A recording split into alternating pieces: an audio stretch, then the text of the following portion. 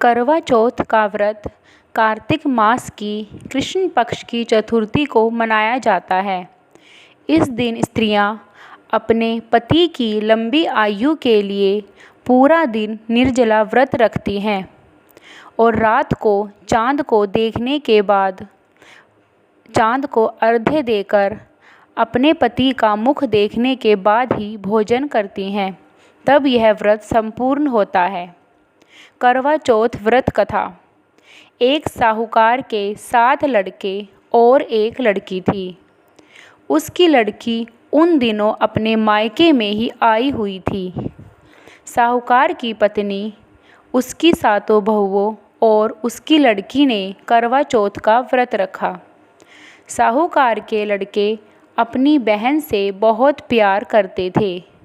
साहूकार के लड़के रात के समय जब भोजन करने बैठे तो उन्होंने अपनी बहन से कहा कि आओ बहन, भोजन कर लो।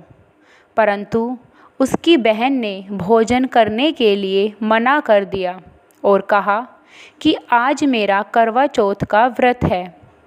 रात में चांद देखने के बाद ही मैं भोजन करूंगी। तब बहन की यह बात सुनकर उसके भाइयों से रहा नहीं गया और उन्होंने गांव से दूर एक पेड़ के ऊपर चढ़कर लकड़ी में आग जलाकर और उसका प्रकाश छलनी में से अपनी बहन को दिखाते हुए कहा कि बहन, चांद तो निकल आया है, चांद को अर्घ्य दे दो और भोजन कर लो। उसकी बहन ने अपनी भाभियों से कहा कि भाभी देखो, चांद निकल आया है, तुम भी चांद को देखकर अर्घ्य दे दो और भोजन शुरू कर दो। उसकी भाभियों ने कहा कि नहीं जीजी, आपके भाई आपके साथ छल कर रहे हैं। यह चांद नहीं है, चांद को निकलने में अभी समय है।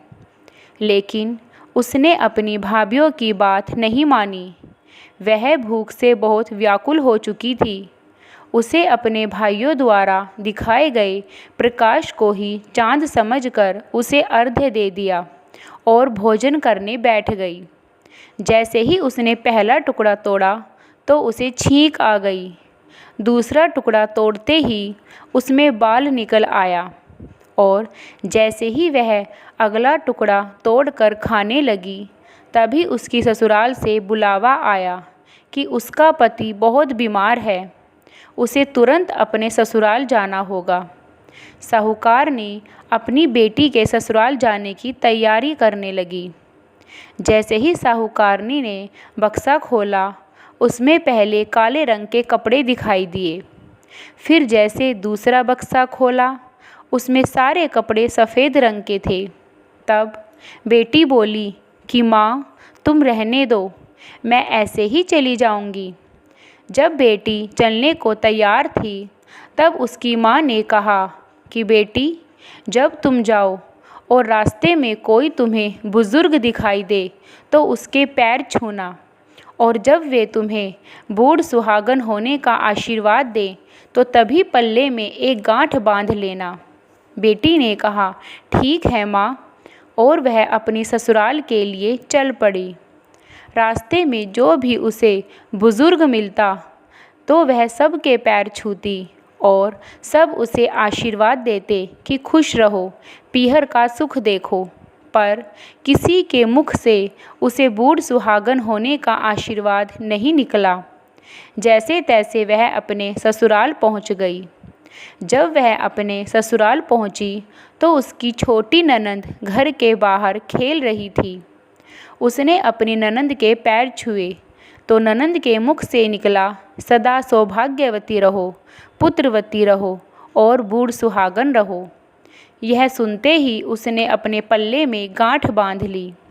जब वह घर के अंदर पहुंची तो उसने देखा कि उसका पति मर चुका है और उसे नीचे अर्थी पर लिटा रखा है। सब उसे ले जाने की तैयारी कर रहे हैं। वह बहुत रोई और बहुत ज़ोर से चिल्लाने लगी। जैसे ही लोग उसकी अर्थी को ले जाने लगे, वह रोती और चिल्लाती हुई ज़ोर से बोली कि नहीं, मैं इन्हें नहीं जाने दूंगी। लेकिन जब सब नहीं माने तो वह बोली कि मैं भी इनके साथ ही जाऊंगी, और बार बार यही कह रही थी कि मैं भी इनके साथ ही जाऊंगी। सब बोले कि ठीक है, ले चलो इसे भी साथ में। जब वहाँ शमशान में सब लोग उसके पति को जलाने लगे, तब वह बोली कि मैं इन्हें जलाने नहीं दूंगी। तो वहाँ पर खड़े लोगों को गुस्सा आ गया और बोले कि पहले तो अपने पति को खा गई और अब इसकी मिट्टी को भी खराब करना चाहती है। लेकिन वो नहीं मानी और कहने लगी कि मैं इन्हें नहीं जलाने दूंगी। अगर तुम लोगों ने इन्हें जलाया तो तुम्हें पहले मुझ में आग लगानी होगी। तब परिवार के सदस्यों और बड़े बुजुर्गों ने निर्णय किया कि ठीक है, इसे इसके पति के शरीर के साथ यहीं छोड़ दो और इसकी एक झोपड़ी भी यहीं बनवा दो। ये यहीं अपने पति के साथ रह लेगी। साहूकार की बेटी अपने मुर्दा पति के साथ वहीं झोपड़ी में रहने लगी। वह अपने पति के शरीर की साफ सफाई करती। उसकी छोटी ननंद आकर उसको दिन में 2 समय खाना दे जाती। वह हर मास की चतुर्थी को व्रत करती थी, चांद को अर्घ्य देती और जोत उठाती। जब चौथ माता आती तो कहती, करवो ले, भाइयों की प्यारी बहन करवो ले, घनी बुखारी करवो ले। वह चौथ माता से अपने पति के प्राण मांगती। तब चौथ माता उसे कहती थी, जब हमसे बड़ी चौथ आएगी तुम उनसे अपने पति के प्राण मांगना। ऐसा करते करते सभी चौथ माता आती और उससे यही कहती कि जब हमसे बड़ी चौथ आएगी तब तुम उनसे अपने पति के प्राण मांगना। ऐसा करते करते समय बीतने लगा।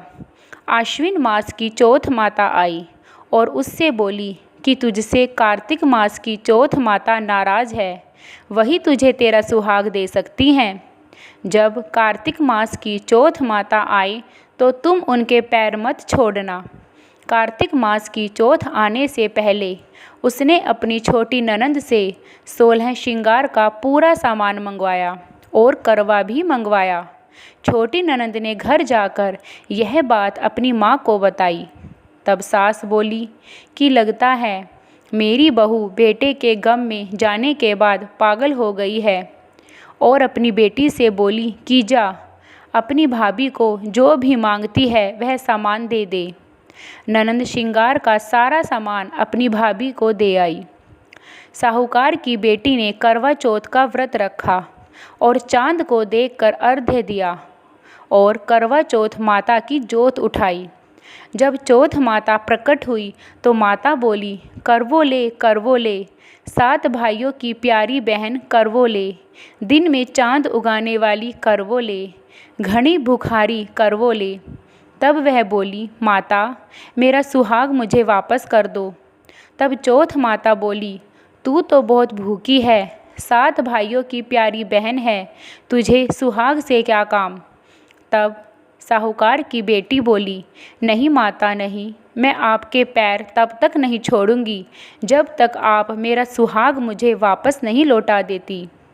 चौथ माता ने उससे सुहाग का सारा सामान मांगा तो उसने एक एक करके सारा सामान माता को दे दिया।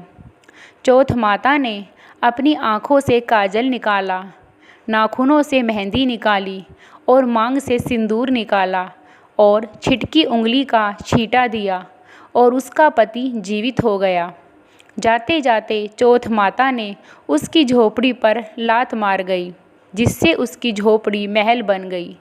जब छोटी ननंद अगले दिन खाना लेकर आई तो उसने देखा भाभी की झोपड़ी की जगह तो महल खड़ा है।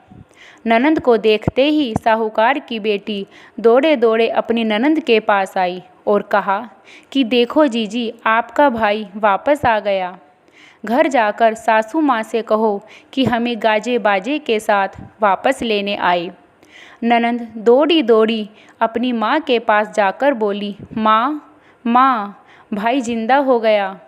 तब माँ बोली कि तेरी भाभी के साथ साथ तेरा भी दिमाग खराब हो गया है। नहीं माँ, मैंने देखा है, भाई सच में ज़िंदा हो गया है। भाभी ने गाजे बाजे के साथ हमें बुलाया है। सभी घरवाले गाजे बाजे के साथ अपने बेटे को लेने पहुँचे तो बेटे को जिंदा देखकर सास बहुत खुश हुई।